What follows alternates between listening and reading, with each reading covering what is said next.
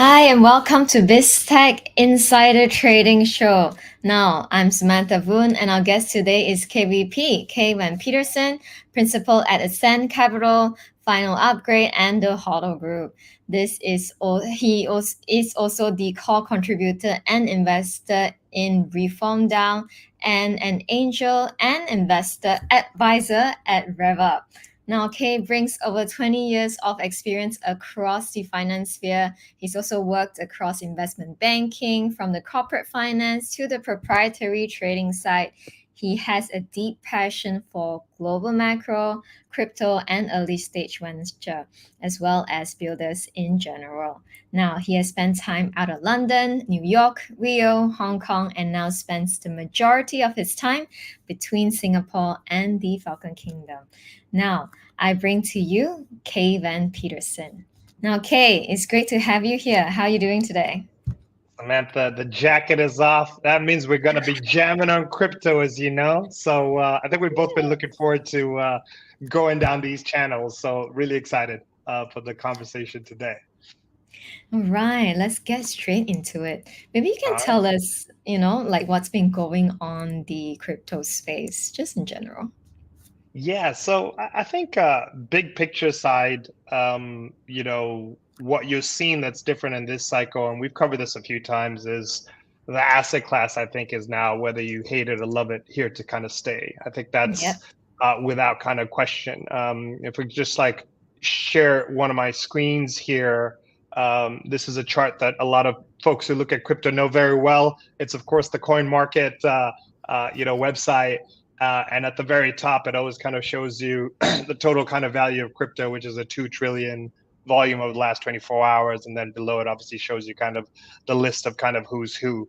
So, it's a space that's here to stay. We're seeing a big move towards regulation, institutionalization. We're seeing things that, honestly, I think you and I would have been laughed out the room just suggesting it, 3 or even, 6 months ago, let alone a year or two ago. So like I think it's quite interesting to see how central it's becoming on the political landscape, especially in the US, because a big focus, of course, for markets and global macro and its repercussions to the rest of the world is going to be on the elections. And both of these parties are very, very different. It's going to be a very different crypto nation in the US if you get a Trump presidency versus a Harris presidency. And I think that's actually one of the most exciting things in the space that's not really being fully understood, because it just gets lost in, the general noise and tribalism that is always the case in kind of elections. So yeah, really, really amazing to see how much is unpacking and unfolding. So that's kind of top picture. If you're talking price action, well, it's been much, much tougher. Like, there's the Bitcoin price chart. If we bring up the chart again, that basically just kind of shows the state of affairs. Okay, I'll need you to bring up the windows again. Oh, and did then I close it down? share Okay, the sorry screen. for that. Yeah, But no basically, problem. it's been a tale of I guess two halves, if you will. We had this massive lower left to upper right run from, call it, mid-November last year. Sorry, this is already from 2019. But if you're actually looking back even nearer here, from basically deck 2022, it was pretty much lower left to upper right, up until the end of like the first quarter of this year. And what we've been busy with has been the chop fest in the summer that has been the northern kind of hemisphere, which has been, I mean, I don't have to tell you about that. So this has been a much, much more challenging market. And this here is Bitcoin. So you can imagine the alts have been, in even worse shape. And I know we're going to get into that. But the long story short is, this is the weekly chart. We have to break and take out 68,000 to 70,000 on BTC, right? Before we start to make out to new highs. And, until that is done, we're not going to get much direction. The thing I'm very bullish on is what we're seeing with the rest of like the macro space in general. I'm very constructive. This is S&P kind of futures. This is NASDAQ. We've had a massive move last week with global macro and Jackson Hole, with pretty much Powell saying to everybody that, we're changing. We're going from a hiking to a loosening kind of cycle. It's now really going to be a question of how quickly do those cuts come. So I have a feeling with people coming back from summer in the Northern Hemisphere, liquidity is coming back in, and it's really risk to the upside. But it's definitely going to be led by U.S. equities as a whole. So. Mm-hmm. So before we get into the next question, I just want to ask your view, Kay. How different will it be depending on like who gets into the White House? How would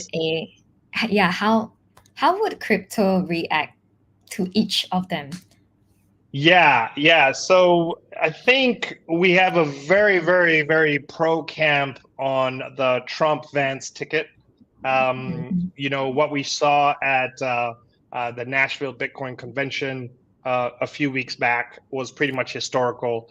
We're talking about people talking about a sovereign wealth fund out of the U.S. that's, for Bitcoin, moves to really make the U.S. number one in regards to digital assets, which was always the paradox that, you have stuff like Coinbase, one of the biggest exchanges, has done everything right by the books, but was still in this regime that was so hard for it to function. And that camp is very much pro crypto, very much pro Bitcoin, and very, very much pro, I guess you could say, independence and really bringing blockchain and capabilities to the people. You then have, what I would call camp copycat with, Team Kamala that they're coming out from a administration that we know have been anti-crypto, right? Mm-hmm. And it really seems to be more just chasing the crypto vote, which is a serious thing in this election. There's no doubt about that. There's a lot of lobbyists. There's a lot of firm views in it.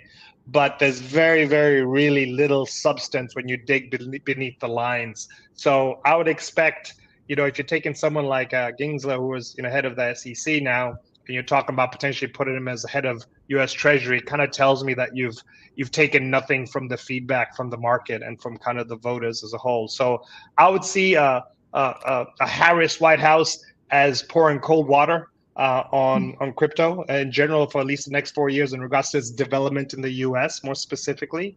And I would really see a Trump really, blowing the doors open, and we could see in the next 4 years what maybe would have taken us 10 years, right?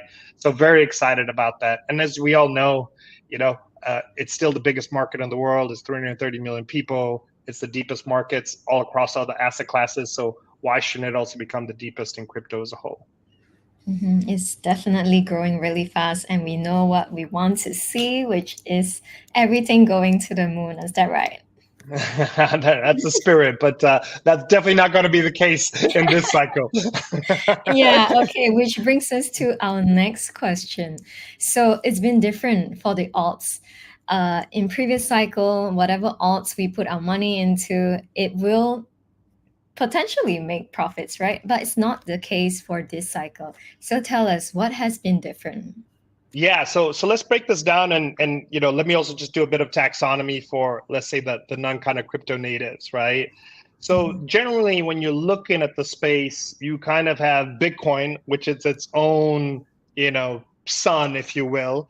If you could think about the solar system, maybe as an analogy, Bitcoin's the sun, right? And crypto wouldn't be here without Bitcoin. And it's something that a lot of people, don't fully kind of appreciate. As we saw on the cryptocurrency, .com website, the Bitcoin dominance is 56%. So crypto listed is 2 trillion, Bitcoin is 1.2 of that. So that tells you a lot, right? As a whole. And if you even see here on the chart, you could see the Bitcoin dominance, which we will pull up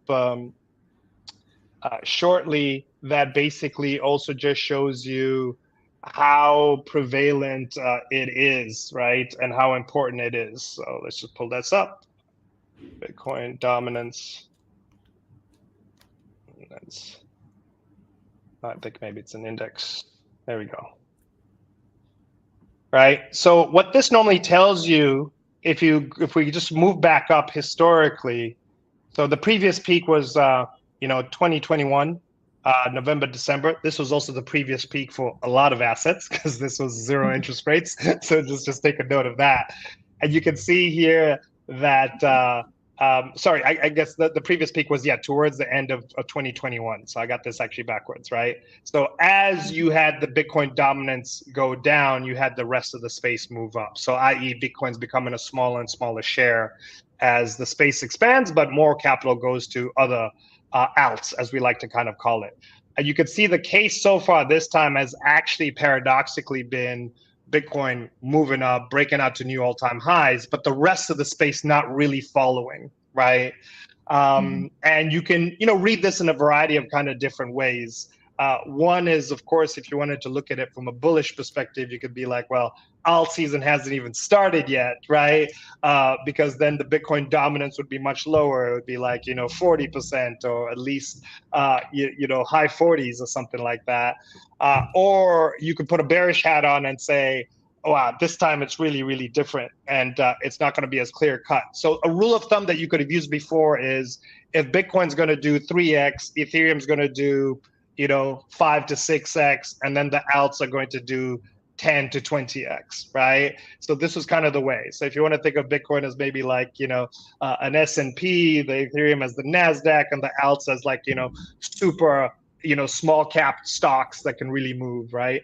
As a very rough analogy. That used to be how it was.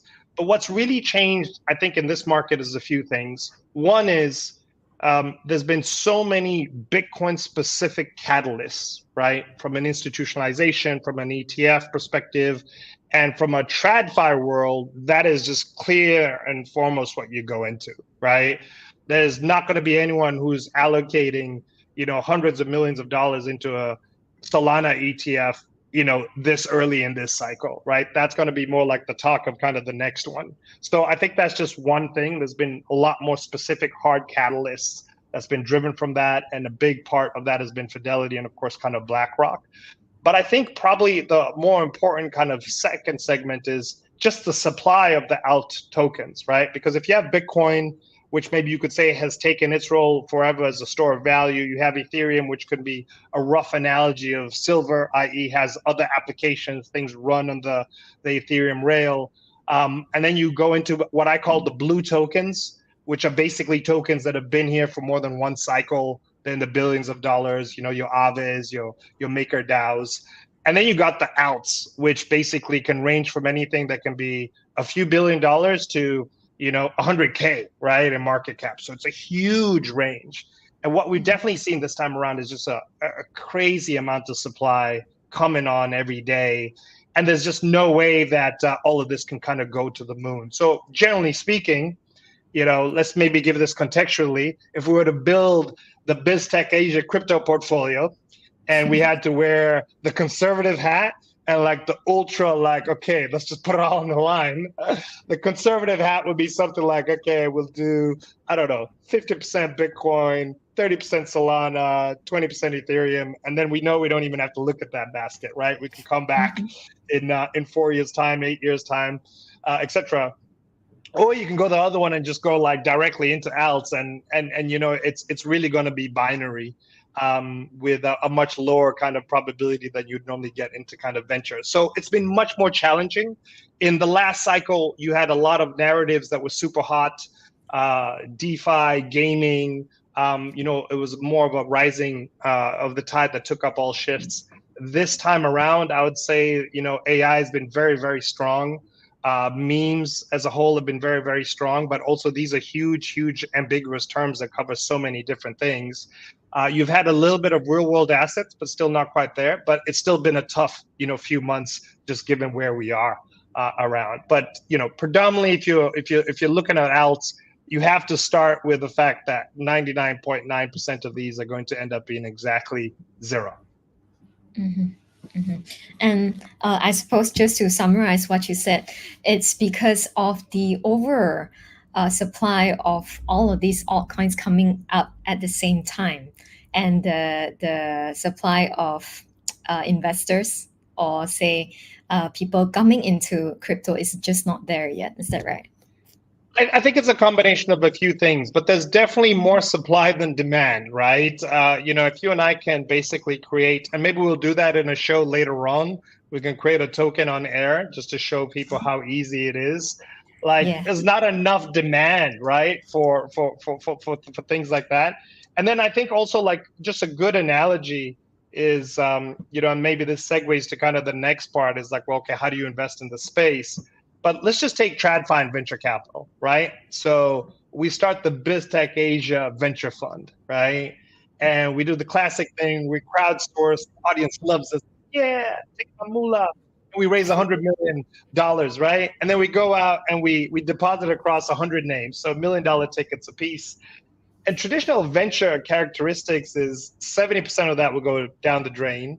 About 20% will kind of break even, right? But obviously that's still not enough to kind of pay us back because that's 90 bars that we have down the drain. And then we will basically make our money from the last 5 to 10%, right? And we need to be making 10x and up. And that's normally been the venture model. And it's a hard model. And I also think it's a model that's had a lot of window dressing because, you know, these guys are, you know, spraying and praying, but you know, the whole schlig is we can pattern recognize and so on and so forth, and you know, the statistics show something rather differently. But with that said, in the venture and startup game, there's still a certain segment of visibility and a certain segment of things that you normally have to show, right? You normally have to have a deck, some kind of proof of concept, you know, a team that everyone can kind of check, a data room, you know, so on and so forth. And all of these things, of course, don't necessarily mean it's going to be successful. You know, you and I can back the best team with the right idea, seemingly at the right time, and amazing tech, and it can still, you know, end up going belly up for no reason. So that's venture. Now you move to crypto, where they literally give you the money first, and then you go afterwards and you actually build, right? Mm-hmm. So you could also see, and then you're also building by people who've never built before. So it's either, you know, the crypto teams have tended to see, you know, either too degen, i.e. they've only done crypto, they've never built anything in the real world or worked in other industries, or too kind of, you know, traditional, where they've never done crypto, right? But they're just kind of here for the honey and the sugar. And of course, you need kind of that's, you know, in between the two, right? As is normally the case with you know, diverse and robust kind of teams. So it's a much harder game, you know, to play, and it's higher stakes because, you know, for every 1,000x you make, there is, you know, hundreds of thousands of people who basically have lost, right, their shirt and then some. Yeah. Mhm. So, I mean, it sounds like a really challenging landscape here for investors. It is. In fact, the more I talk, I don't even know why I'm doing this. Yeah. So tell us, Kay, how should someone navigate this? Hmm? Yeah. So how do you navigate something where you know it's still early, as in anything that's early and exciting? There's a lot of smoke and mirrors. Don't get me wrong. There's some phenomenal founders. There's some phenomenal projects. There's some people who really, you know, want to upgrade the world, right? But how do you find them amongst the parasites, if you will, and you know, the shillers and, you know, follow me and so on and so forth?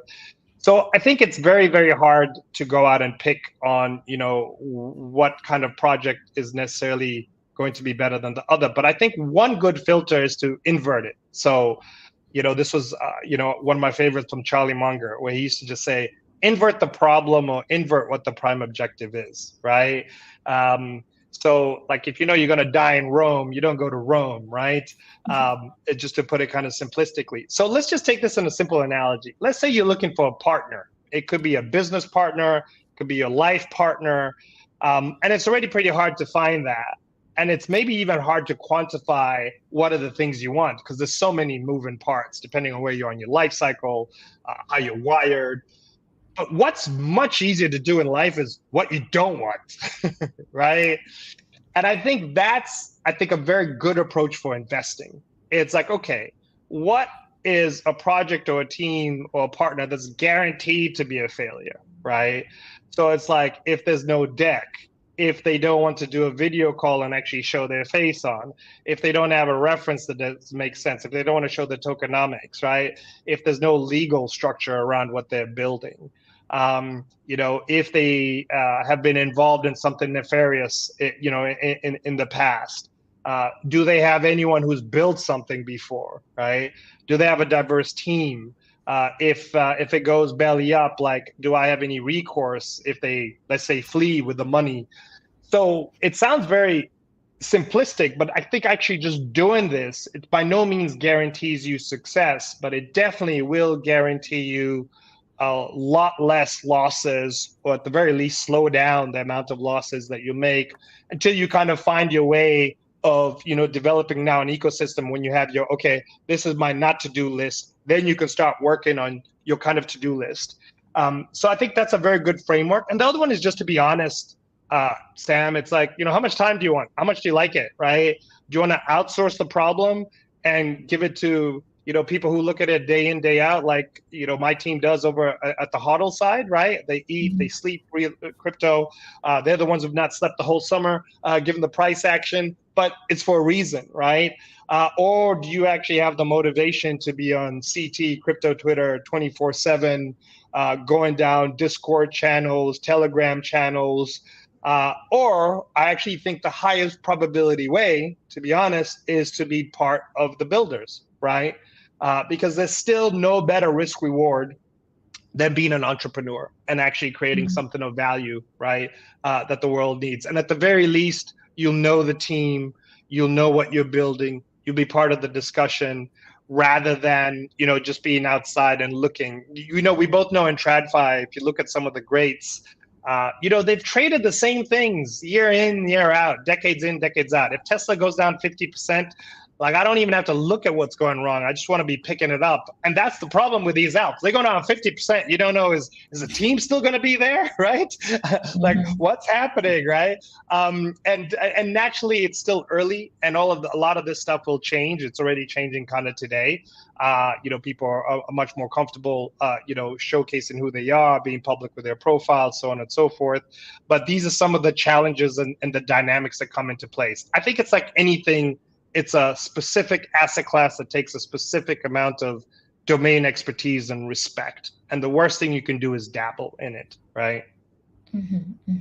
Got it. So, Kay, let's talk about something you're personally involved in right now, which is ReformDAO. Yeah, I think that's really exciting. I want to hear what's going on there.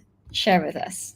Yeah, so over 10 years in crypto, it's been predominantly on the investing side. It's been predominantly kind of just seeing where the space and the tech would go. But this is actually the first project where I've been involved in as being part of the building team. And as we like to say, hopefully the winning team. And it's been really, really interesting because, as in all things that KVP normally ends up doing, there's a lot of skin in the game. So, I'm, of course, always, a consigliere, always an investor. But here I'm also a core contributor, right? So I've been part of seeing this kind of develop. So it's been interesting to have that hat on, and also just seeing, the proverbial how the sausage is made, right? Because I think, when you look at ideas and you've not built anything, you're like, oh man, that's easy. Just get that, smack the team together, go out, list, happy days, boom, to the moon, right? And of course, it's if only it was that easy, right?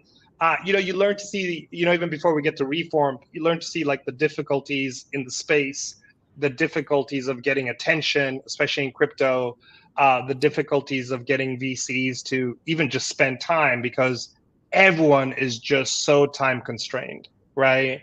And I can give you context of a conversation I was having with someone out of Singapore who's been in crypto, has done very well, is a little bit of a super connector. And his thought process is like, okay, what's your project? Okay, I say it's ReformDAO. It's like, okay, so he goes to our Twitter. And he's like, oh, no one I'm following is following you guys. And that's like literally he just stops from that, right? So, you have this way of almost like the herd kind of mentality, which you also still get in TradFi. And the paradox is that's the whole point of crypto. It was not to have that bottleneck of, oh, Sam is in, so now I'm definitely getting in, right? So that's been really frustrating. It's also been frustrating to see that, when you have a real team, a real product, real utility, how that doesn't seem to come at a premium, right? It's still kind of treated as anything kind of else out there. And I'm sure this is something that a lot of builders out there, especially on the crypto side, can attest to, where, you're working day and night, trying to build something real, you're trying to build something that adds value, you're trying to build something that adds revenue. someone comes out and they put out like a pickle meme, right? And it goes to $1 billion, you know, Yeah, in a it's matter of crazy. weeks, right? Yeah. So you kind of have to deal with that, right? Which drives you up the wall. And then of course, being a builder, like you also have to be comfortable that you're going to agree to agree, you're going to agree to disagree. I've always really respected that with the rest of kind of my teammates. You know, we have a lot of heated debates. One of the big ones is, of course, when to launch, but that's, you know, that's also kind of, you know, comes with kind of the territory as a whole. You know, so that's kind of the builder hat, and that's kind of the new kind of environment. And then maybe I can just go into Reform and, you know, touch on, you know, why them and how I kind of look at it. But I'll try and do this systematically so people can also take out some frameworks. I think the whole idea here is, as you and I were discussing off camera, is let's do this recording before, you know, the TGE, which should be Thursday the 28th. And then let's come back after a few weeks and, you know, see, you know, what's happened. And we can check it also as the bull cycle of the market evolves. You know, to see how that's kind of playing out, and then if there's traction audience, also from an audience perspective, maybe also dig in deeper into other kind of alt narratives and themes. But let's put some taxonomy on this. So let me cover, you know, what's the problem, why the team, why now, maybe what's my role been, to also give people who could be interested in doing these in their own side, and then we can think about it also from an investor builder kind of hat, right? So I think as in anything that you want to back on the venture side, it's kind of really, is there a big enough problem that they're really trying to solve, right?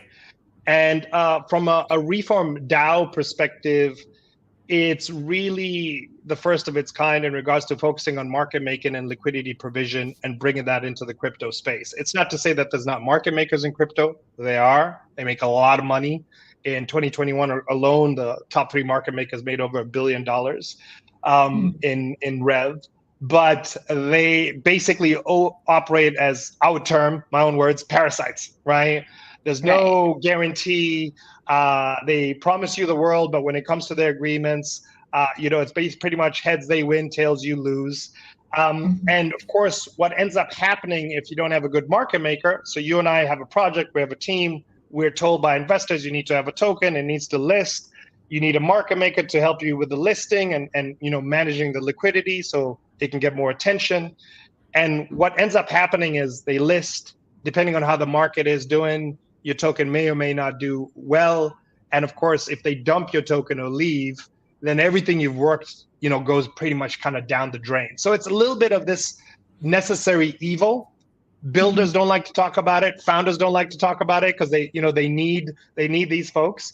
So we're not naive enough to think we're gonna, you know, change the industry overnight, but we'd just like to be this one corner of light and oxygen in the room that, you know, wants good projects, good founders, you know, to come onto the Reform platform. We'll have, you know, full visibility, full accountability and transparency in regards to how we want to do the market making. You'll be able to see it live on the dashboard. I can also show you that later on.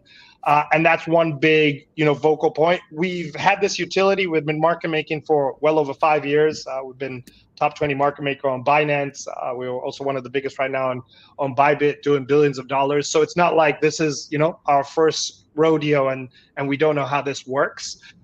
So that's also been frustrating, you know, versus competing with, you know, someone who's doing something that's in AI and there's no product, there's no build. But, you know, it comes with a way. And we raised about 3 million in kind of seed. You know, touch wood, given, you know, hopefully clear skies, we'll have our TGE on Thursday across 3 mid-tier exchanges. We'll, of course, be on some DEXs. We'll be on Gate, BitGet, and Mexi. And then a lot of announcements towards later on kind of in the year. So that's kind of the long and the short of what we're trying to do and what we're trying to build, you know, and it's still super early days. And of course, once we have this ecosystem where we also tie up, you know, the treasury and bonding contracts, the community can get involved. They can decide, oh, we want to actually have this project on the Reform platform that we can market make, or we want exposure to this. That's the long-term kind of vision as a whole for it. And the team, Kay? Yeah, so the team is very important. And I'll also say, like, the team that resonates with you may not be the team that resonates with me, right? Definitely. So I think that's an important thing. So you, of course, first of all, have to believe in the problem. Second of all, it comes to the team. I always say integrity is number one, right? That's generally the case in everything, but I think it's even more so in crypto, because it doesn't matter if someone is super smart, super hard working. If they lack integrity, actually those first two things are going to hurt you even more, right? So Definitely. it's really, at the end of the day, it's like, do you trust folks to, do the best that they can, right? Bearing in mind that, most of things that start off as an early venture, especially if you're dealing with a team that's not built something or experienced something, there's a very high probability of success. I didn't have that issue here because there's, of course, people who've been in crypto from 2012. I knew them very, very well from a HODL perspective with everything I've kind of done there. I've been to the office, Solid I've met numbers the there. people. Yeah, yeah. This is like old school, man. It's like coming in on the weekend and make sure it's not actors in the office. You know what I mean? That kind of stuff, right? And then seeing the dashboard and everything. And actually, if we share the screen here, I can show you. This is live that we're looking at now. This is the dashboard, so anyone can access this. They can go to the dashboard at reform.com. I've just attached a dummy wallet here, but you don't even need to do that. This here basically just shows you the trades, that have been done today. So there's about 1.5 million trades. It's afternoon kind of Asia, so still a lot to go. These are trades per second. This is total trading volume since launch, so about 4 billion over the last 4 months. It's the total amount of kind of trades there. This is a treasury. So even if someone's coming in to invest here, they just do it directly with their wallet, directly onto kind of the platform. So it's super, super frictionless. They can stake, there's voting, there's a whole bunch of different other stuff. Everything's out there. And, good thing of also, when we talk about alts also in the future is, get on the Discord, go into the Discord and check it out. The Reform Discord's pretty lit. I can definitely tell you that. It's a healthy Discord. There's a lot of games. There's a lot of education. There's a lot of kind of rapport. We have quite a bit of info also on Twitter. There's also another example, and as we all know, Wow. or maybe some You of already you have don't know, 142K. yeah, 142. Yeah, Yeah, that's wow. That's and really then the cool. feedback I keep getting is like, but you're not on CT. I'm like, all right, man, sure. So CT is really kind of the place to go, right? If you're doing kind of crypto, just generally kind of speaking, and it's going to be interesting. So it's early days for us. We've done the heavy lifting, but we're only really just getting started. So it's super exciting to see where it goes. My viewpoint on listings, the only perfect list is one that in hindsight. So a lot's going to be really, how is Bitcoin doing, into the end of the week? We obviously had a pretty negative week, overnight, right? With BTC down almost kind of 5%. Yeah. But what it is, but I still feel from a cycle perspective, the timing is right and interesting. I think we have a big turning around in risk assets, and we probably have a big rally up in the crypto space as a whole into year end. So I thought this was just a nice, real world case. Let's keep following the story here, the success, the failure, and as we play out kind of in this crypto cycle, and let's also go down the rabbit hole in some of the other alts. Maybe we can go into kind of the Solana ecosystem. We can go down into the Solana we can go down into the base ecosystem that I'm pretty excited about. We could talk about stuff like Ondo, stuff like Quill. There's so many things, and the real world assets as a narrative is also something that I'm really think that most of the space is still sleeping on, right? Yeah, definitely. Very exciting times ahead. So, Kay, before we wrap this up, where can anyone find ReformDAO? Yeah, so I Can you mean, show us the socials again? yeah, I think the socials it's easiest. It's just at ReformDAO. You can pop that up on Twitter. That gives you the link to everything that has to do with that. From that you can find everything that you kind of need. All right. We'll be listed on BitGet, Mexi, and Gate initially to start off with tomorrow. Touch wood on a successful liftoff. And then later on, towards the end of the year and early next year, I'm sure we'll be getting onto some of the bigger kind of exchanges. You can also get on the Discord, which I would encourage everyone to kind of do, because there's no better way of getting a real sense of the community on that. So, and that will also, I'm pretty sure, be on the link tree here. I should definitely have, yeah, you can see this gives you kind of everything, including kind of the Discord, and of course, also the Telegram chat if there's that. Yeah, there's a lot going on. Even for someone who's like heavily involved as I am, it's just like it's a lot to kind of keep up with as a whole. So that's all well and good. So I think it'll be a nice special situation case for navigating the crypto world in this inside kind of trading segment, right? Mm-hmm. All right, thank you, Kay. So, audience, you know where to head to look for ReformDAO. Now, we thank Kay for being on the show today. Appreciate you, Sam. Great hanging out. Yeah, so we've been speaking to Kay Van-Petersen, principal at Ascent Capital, Final Upgrade, and the HODL Group.